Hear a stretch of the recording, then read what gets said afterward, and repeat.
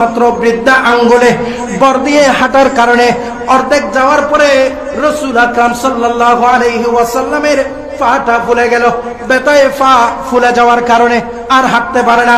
সিদ্দিক আকবর আর দেরি করে নাই, আমার প্যারে রাসূলকে কাঁধের মধ্যে নিয়ে সিদ্দিক আকবর প্রায় 500 ফিট উপরে, প্রায় 500 মিটার উপরে গারে সুর পর্যন্ত নিজের কাঁধে করে আমার রাসূলকে নিয়ে গেলেন। জোরে বলুন সুবহানাল্লাহ।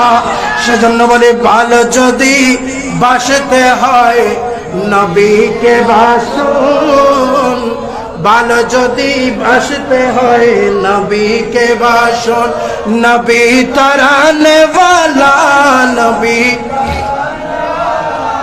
নবী বাঁচানে वाला, জানের চেয়ে প্রিয় তাই নবীকে জানো। ভালো যদি বাসতে হয়। আপনাদের কষ্ট হচ্ছে? আপনাদের কি কষ্ট হচ্ছে? আপনাদেরকে বেশিক্ষণ কষ্ট দেব না, আপনাদের প্রধান বক্তা এসে গেছেন, যার কারণে আমার আর বেশি কষ্ট দেওয়ার সময় নাই। আমি ঘটনাগুলো একটু সংক্ষেপ করব। সিদ্দিক আকবর কোথায় নিয়ে গেলেন রসুলকে? রসুল যখন হাঁটতে পারে না, পা যখন ফুলে গেল, সিদ্দিক আকবর কাঁধে করে নিয়ে গারে সুর পর্যন্ত নিয়ে গেলেন। নিয়ে গারে সুরের মধ্যে 3 দিন অবস্থান করলেন। কয়দিন একটু কথা বলেন? 3 দিন গারে সুরের মধ্যে, সুর পর্বতের গুহার মধ্যে অবস্থান করলেন। এখানের ভিতরে যখন দিন হয়ে গেল, সকাল যখন হয়ে গেল, কাফেররা খোঁজাখুঁজি আরম্ভ করে দিল। কি করে দিল? খোঁজাখুঁজি আরম্ভ করে দিল। খুঁজতে খুঁজতে খুঁজতে খুঁজতে ওই কাফেররা গারে সুর পর্যন্ত চলে গেল। জোরে বলুন নাউজুবিল্লাহ। ওইখানে চলে যাওয়ার পরে দেখা যায় যে গারে সুরের মধ্যে রাসূল এবং সিদ্দিক আকবর অবস্থান করতেছিলেন। ওখানে একদম কাছাকাছি কাফেররা এমন জায়গায় চলে গেছে, গারে সুর থেকে সিদ্দিক আকবর রাদিয়াল্লাহু তাআলা এবং আমার প্যারা রাসূল ওই কাফেরদের পা গুলা দেখতেছেন। কি দেখতেছেন? পা দেখতেছেন। সিদ্দিক আকবর ভয় পেয়ে গেলেন, পেরেশানি হয়ে গেলেন। ইয়া রাসূলুল্লাহ, আমাদের কি অবস্থা হবে? দেখা যায় ওদের পা দেখা যায়, ওরা যদি একটু নিজের কদমের দিকে দেখে, পায়ের দিকে যদি একটু কানে নজর করলে আমাদেরকে তো দেখে ফেলবে। জোরে বলুন না, ঠিক কিনা? আমাদেরকে দেখে ফেলবে। হযরত সিদ্দিক আকবর পেরেশানি হয়ে গেলেন। আল্লাহ পাক রব্বুল আলামিন আয়াত নাযিল করে দিলেন, সানিয়াসনাইনি ইয হুমা ফিল গার ইয ইয়াকুলু লিসাহিবিহি লা তাহজান ইন্নাল্লাহা মা'ানা। চিৎকার দিয়ে বলুন না সুবহানাল্লাহ। আল্লাহ পাক রব্বুল আলামিন আয়াত নাযিল করে দিলেন। দুইয়ের দ্বিতীয় জন হচ্ছে হযরত সিদ্দিক আকবর। তারা দুজন যখন গারে সুরের মধ্যে অবস্থান করতেছিলেন, তখন রাসূল আকরাম সাল্লাল্লাহু আলাইহি ওয়াসাল্লাম বললেন, ও সিদ্দিক, তুমি ভয় পেও না, পেরেশানি হয় না, টেনশন করো না। আমরা এই গারে সুরের মধ্যে শুধু 2 জন নয়, ইন্নাল্লাহা মা'ানা, তৃতীয় জন হচ্ছে আল্লাহ আমাদের সাথে আছে। জোরে বলুন সুবহানাল্লাহ। আল্লাহ আমাদের সাথে আছে। চিৎকার দিয়ে বলুন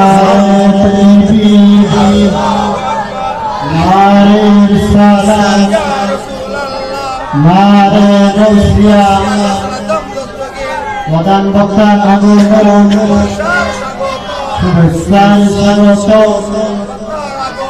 সম্মানিত উপস্থিতি, আমাদের মধ্যে উপস্থিত হয়েছেন আজকে সম্মানিত প্রধান বক্তা ঐতিহ্যবাহী দ্বিতীয় কর্মকর্তা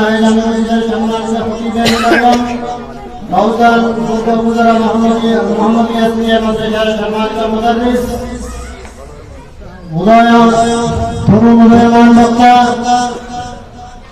আল্লামা সালামত রেজা কাদরি মাদ্রাসুল আলী, আল্লামা সালামত রেজা কাদরি মাদ্রাসুল আলী। আপনারা এখন যারা এদিক সেদিক ঘোরাফেরা করতেছেন, মেহরবানি করে মাহফিলের প্যান্ডেলে এসে মহাজনের সাথে রক্ষা করার জন্য আমি বিনীতভাবে অনুরোধ জানাচ্ছি। গেটের সামনে যারা দাঁড়িয়ে আছেন, দয়া মেহরবানি করে আপনারা বসে যান। আপনারা বসে যান। সালাতুন ইয়া রাসূলুল্লাহ अलैकुम सलाम या हबीबल्लाह व रब्बिल अर्श जिसको जो मिला उन्हीं से मिला बांटते हैं कानैनों में नेमत रसूलुल्लाह की सलातुन या रसूलल्लाह अलैकुम সালামুন ইয়া হাবিবাল্লাহ। সম্মানিত হাজিরিন, আমি সংক্ষেপ করব। আল্লাহর প্রিয় রাসূল সাল্লাল্লাহু আলাইহি ওয়াসাল্লাম অভয় দিয়ে দিলেন সিদ্দিক আকবরকে। মনে আছে ঘটনা? আল্লাহ বললেন তৃতীয় জন আমি আছি। সিদ্দিক আকবরের সাথে রাসূল আকরাম সাল্লাল্লাহু আলাইহি ওয়াসাল্লামের সাথে আল্লাহ বললেন আমি নিজেও আছি। জোরে বলুন সুবহানাল্লাহ। আমি বুঝাইতে চেয়েছি সিদ্দিক আকবর ওই হিজরতে কার ডাকে গিয়েছেন? রাসূল আকরাম সাল্লাল্লাহু আলাইহি ওয়াসাল্লামের ডাকে বলেন না, রাসূলুল্লাহ সাল্লাল্লাহু আলাইহি ওয়াসাল্লামের সাথে যাওয়ার কারণে সিদ্দিক আকবর আল্লাহকে পেয়ে গেছেন। জোরে বলুন সুবহানাল্লাহ। শুধু তাই নয়, ওই গারে সুরের এক পাশ থেকে আওয়াজ আসতে লাগলো। সিদ্দিক আকবর যখন ভয় পেতে লাগলেন, গারে সুর থেকে এক পাশ থেকে আওয়াজ আসলো, এই সিদ্দিক ভয় পেও না, তুমি টেনশন করো না, পেরেশানি হয় না। দেখো সিদ্দিক আকবর যখন ওই দিকে যেদিক থেকে আওয়াজ আসছে ওই দিকে যখন নজর দিলেন, দেখা যায় একজন টকবকে যুবক একটা সাগরের মধ্যে একটা নৌকা নিয়ে সে প্রস্তুত রয়েছে। জোরে বলুন সুবহানাল্লাহ। বিশাল এক নদী দেখা যায়, নদীর অপর প্রান্তে দেখা যায় সুন্দর সুন্দর সুন্দর সুন্দর সবগুলা বাগান। জোরে বলুন সুবহানাল্লাহ। 3 দিন গারে সোরের মধ্যে থেকে যখন আমার প্যারা রাসূল সিদ্দিক আকবর যখন চলে যাচ্ছেন মক্কার দিকে, আমার প্যারা রাসূল বলেন, এ সিদ্দিক, তোমার গুহার ভিতরে যে ঘটনাটা ঘটেছে ওটার ব্যাখ্যা আমি দেব নাকি তুমি দেবে? জোরে বলুন সুবহানাল্লাহ। সিদ্দিক আকবর বলেন, ইয়া রাসূলুল্লাহ, আপনি আপনার নবুয়তের জবানে আপনি দিয়ে দিন। জোরে বলুন সুবহানাল্লাহ। আর সিদ্দিক, তুমি যখন টেনশনে পড়ে গেছিলা, তুমি যখন পেরেশানের মধ্যে পড়ে গেছিলা, তখন তোমাকে একটা ডাক এসেছে, একটা আওয়াজ দিয়েছে, এইদিকে দেখো বলে, ওটাকে তুমি জানো না? বলে, ইয়া রাসূলুল্লাহ, আপনি বলেন, আমি জানি না। বলেন, ওটা হচ্ছে জান্নাতি ফেরেশতা, জান্নাতের গেটের ফেরেশতা, ওনার নাম হচ্ছে রিদওয়ান। জোরে বলুন সুবহানাল্লাহ। যে নৌকাটা তুমি দেখেছো এটা হচ্ছে জান্নাতি নৌকা। জোরে বলুন সুবহানাল্লাহ। আর যে সমুদ্র, যে বিশাল আকারের এক সমুদ্র তুমি দেখতে পেয়েছো, ওটা হচ্ছে হাউজে কাউসার। জোরে বলুন সুবহানাল্লাহ। ওই নদীর পাশে যে সুন্দর সুন্দর সুন্দর সুন্দর যে বাগানগুলা তুমি দেখতে পেয়েছো, এগুলা হচ্ছে জান্নাতের এক একটা বাগান। জোরে বলুন সুবহানাল্লাহ। সিদ্দিক, ওই কাফের বেঈমানরা যদি আমাদেরকে কোনো কারণে যদি দেখেও ফেলতো, আমরা ওই দরজা দিয়ে যদি আমরা চলে যাইতাম, আমরা ঠিক জান্নাতে চলে যাইতাম। জোরে বলুন সুবহানাল্লাহ। আর একটু জোরে বলুন না সুবহানাল্লাহ। সেজন্য শায়ের বলে, নবী ছাড়া নাই সাহারা। নবী ছাড়া কোনো সাহারা আসেনি?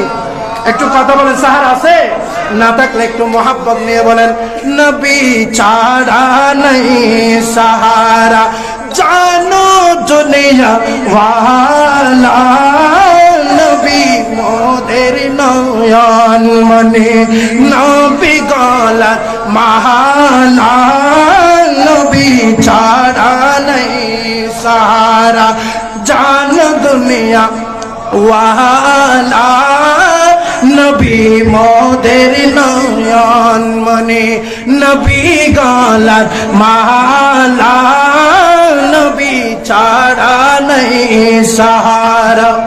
নবীর জিকির, আল্লাহর জিকির, জিকির সাল্লে আলা। চিৎকার দিয়ে বলুন না সুবহানাল্লাহ। নবীর জিকির, আল্লাহর জিকির, জিকির সাল্লে আলা। সেই নবীজির জিকির করলে থাকবে না আর জালা, নবী ছাড়া নাই রাজানো দুনিয়া ওয়ালা, নবী মোদের নয়ন মনে, নবী গলার মালা, নবী ছাড়া নেই সাহারা। জোরে বলুন না সুবহানাল্লাহ। একটা গেল হযরত সিদ্দিক আকবর রাদিয়াল্লাহু তাআলা আনহু রাসূলকে কতটুকু ভালোবাসতেন। একটি বদরের যুদ্ধের সময় হযরত সিদ্দিক আকবর রাদিয়াল্লাহু তাআলা আনহুর একজন বড় ছেলে ছিল, ওনার নাম আব্দুর রহমান বিন আবু বকর। ওনার নাম কি? আব্দুর রহমান বিন আবু বকর। ভালোবাসা কতটুকু সেটা একটু বুঝাইতে যাচ্ছি, ঘটনাটা বলে আমি শেষ করে দিব, যেহেতু হুজুর এসেছেন আমি কষ্ট দিব না। হযরত সিদ্দিক আকবর রাদিয়াল্লাহু তাআলা আনহু বদরের যুদ্ধের সময় উনি ছিলেন ইসলামের পক্ষে, রসুলের পক্ষে, উনি ছিলেন আল্লাহর দ্বীনের পক্ষে। পক্ষান্তরে ওনার ছেলে আব্দুর রহমান বিন আবু বকর এখনো ঈমান আনে নাই, উনি ছিল মুশরিকদের পক্ষে। বদরের যুদ্ধের মধ্যে ওনাদের যুদ্ধ হচ্ছে। এক পর্যায়ে যুদ্ধ শেষ হয়ে যাওয়ার পরে হযরতে সিদ্দিক আকবরের ছেলে আব্দুর রহমান বিন আবু বকর উনি সিদ্দিক আকবরকে বলতে লাগলেন, ও আমার পিতা, বদরের যুদ্ধের মধ্যে আমি তলোয়ার ধরেছি আপনার বিপক্ষে, আমি ছিলাম দ্বীনের বিপক্ষে, আপনি ছিলেন দ্বীনের পক্ষে, আমি ছিলাম রসুলের বিপক্ষে, আপনি ছিলেন রসুলের পক্ষে। যুদ্ধের ময়দানে আপনি কয়েকবার আমার তরবারির সামনে এসে গেছেন, আমার সুযোগ ছিল আপনি আমার নাগালের মধ্যে চলে আসছেন, আমি চাইলে আপনাকে মুহূর্তের ভিতরে শাহাদাতের পানি পান করাই দিতে পারতাম। জোরে বলুন না নাউজুবিল্লাহ। উনি বললেন, আমার এমন সুযোগ ছিল, আমি চাইলে আপনাকে আপনার সেরটা দ্বিখণ্ডিত করে দিতে পারতাম, কিন্তু বাবা বলে আমি আপনাকে আঘাত করি নাই। কি করি নাই? আঘাত করি নাই। হযরতে সিদ্দিক আকবর সাথে সাথে বলতে লাগলেন, ও আমার সন্তান, শুনে রাখো, তোমার যে ভাগ্য ভালো ছিল, তোমার কি ছিল? ভাগ্য অনেক ভালো ছিল, যার কারণে তুমি বেঁচে গিয়েছো। তুমি কি হয়ে গেছো? বেঁচে গিয়েছো। কারণ আমি ছিলাম ইসলামের পক্ষে, নবীর পক্ষে। তুমি নবীর পক্ষে দাঁড়িয়ে আমার যদি এই সুযোগ আসতো, তুমি যদি আমার তরবারির সামনে যদি একটিবারের জন্য পড়তে, আমি ছেলের চিন্তা করতাম না, আমি আমার নবীর পক্ষ হয়ে দ্বীনের জন্য তোমাকে আমি তোমার বডি থেকে সারটা আলাদা করে দিতাম। জোরে বলুন সুবহানাল্লাহ। কারণ আমার নবী হচ্ছে আমার জানের চাইতেও প্রিয়, সেখানে আমার ছেলের চাইতেও আরো বেশি প্রিয়। জোরে বলুন সুবহানাল্লাহ। ফলকে জীবনে দিয়ে দেব যদি নবী তুমি চাও। এটা ছিল সাহাবায়ে একরামদের নবীর প্রতি ভালোবাসা। যখন চাইতেন তখনই তারা নবীর জন্য জীবন দিতে প্রস্তুত থাকতেন। জোরে বলুন সুবহানাল্লাহ। সেজন্য শায়ের বলে, পলকে জীবনে দিয়ে দেব যদি নবী তুমি চাও, পলকে জীবনে দিয়ে দেব যদি নবী তুমি চাও। ওগো আরজি আমার এই জীবনে একবার দেখা দাও, হাবিবি ইয়া রাসূলুল্লাহ। সবাই বলেন হাবিবি ইয়া রাসূলুল্লাহ, হাবিবি ইয়া হাবিবাল্লাহ, হাবিবি ইয়া রাসূলুল্লাহ, হাবিবি ইয়া হাবিবাল্লাহ। জাহেলিয়া যুগে যদি এই জীবনটা পেতাম, ওগো আপনার নূরি চেহারা আপন চোখে দেখতাম গো, আপন চোখে দেখতাম। জোরে বলুন না সুবহানাল্লাহ। জাহিলিয়া যুগে যদি এই জীবনটা পেতাম, ওগো নবী তোমার নূরি চেহারা এই দু চোখে দেখতাম গো, আপন চোখে দেখতাম। কলিজা টুকরো করে দেব যদি নবী তুমি চাও। ঠিক কিনা বলে? কলিজা টুকরো করে দেব যদি নবী তুমি চাও। ওগো আর আরজি আমার এই জীবনে একবার দেখা দাও হাবিবি ইয়া রাসূলুল্লাহ হাবিবি ইয়া হাবিবাল্লাহ হাবিবি ইয়া রাসূলুল্লাহ হাবিবি ইয়া হাবিবাল্লাহ। আল্লাহর প্যারা রাসূলকে আমাদের নিজের জানের চাইতে, ধনের চাইতে, টাকা পয়সার চাইতে, ব্যবসা বাণিজ্যের চাইতে, সন্তানদের চাইতে, স্ত্রীদের চাইতে, পিতামাতার চাইতে যতক্ষণ পর্যন্ত আমরা ভালোবাসতে পারবো না রাসূলকে, ততক্ষণ পর্যন্ত আমরা ঈমানদার হতে পারবো না। জোরে বলুন না সুবহানাল্লাহ। আল্লাহ আমাদেরকে পাক্কা ঈমানদার বনার জন্য তৌফিক দান করুক, প্রত্যেকে বলি আমিন। নবীর ভালোবাসা অন্তরে রেখে, মহাব্বত অন্তরে রেখে, ঈমানটা পাকাপুক্ত করে আপনি অল্প আমল করলেও সেটা নাজাতের ওসিলা হবে। জোরে বলুন না সুবহানাল্লাহ। ওয়া আখিরু দাওয়ানা আলহামদুলিল্লাহি রাব্বিল আলামিন। আসসালামু আলাইকুম ওয়া রাহমাতুল্লাহি ওয়া বারাকাতুহু। অত্যন্ত কোরআন হাদিসের আলোকে সুন্দর বক্তব্য পেশ করেছেন।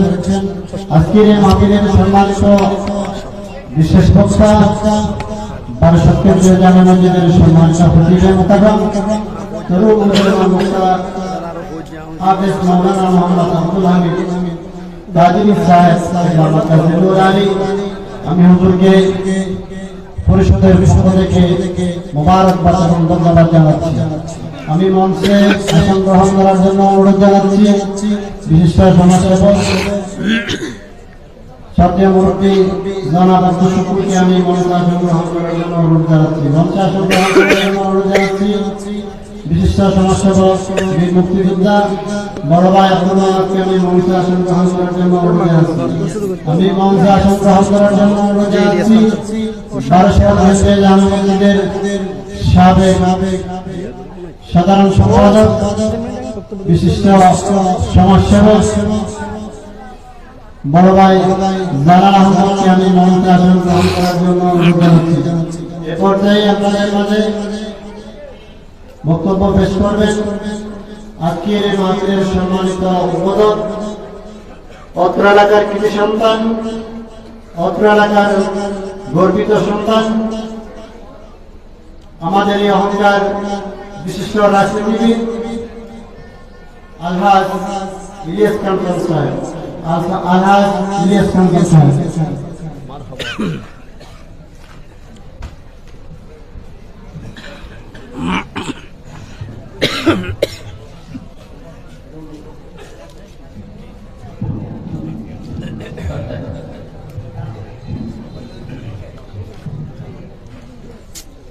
বিসমিল্লাহির রহমানির রহিম।